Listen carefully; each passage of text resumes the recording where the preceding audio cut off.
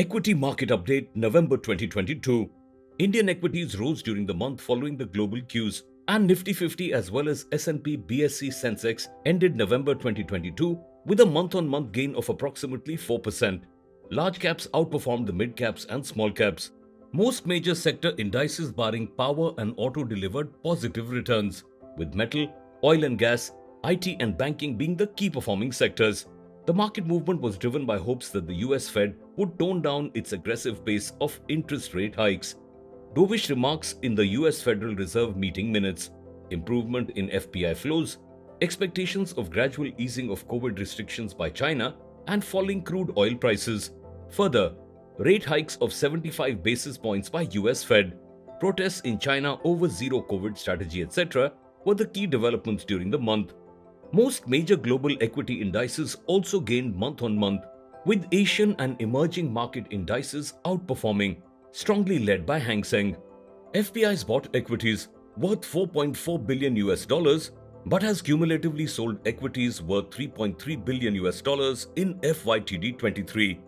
On the other hand, DII sold net equity worth $0.8 billion in November 2022 and have cumulatively bought $19.1 billion approximately in 8 months FY23. Net inflows to mutual funds in October 2022 moderated to INR 14,600 crore and INR 1,43,000 crore approximately in 8 months FY23. Of the Q2 FY23 results, earnings of banks, NBFCs and IT were better than expected, while that of cement, infrastructure, telecom and utilities were largely in line with expectations. Results of metals, oil and gas, consumer durables, consumer staples, pharma and auto were lower than expectations.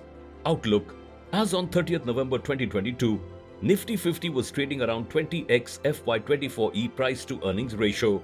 While the valuation multiples are high compared to its historical average, it should be viewed in context of a resilient economic recovery and healthy corporate earnings outlook.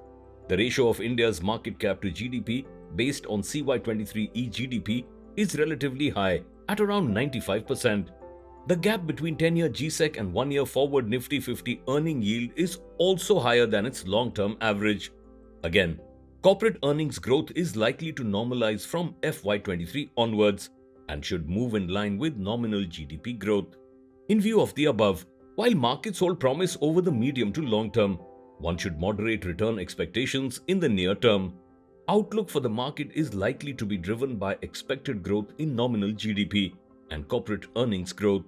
Optimistic domestic growth outlook, steady corporate profitability, growth supportive policies, etc. bode well for the economy and equity markets over the medium to long term.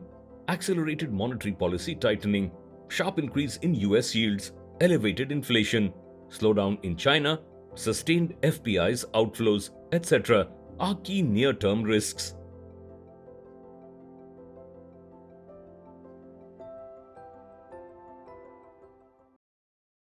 Mutual fund investments are subject to market risks. Read all scheme-related documents carefully.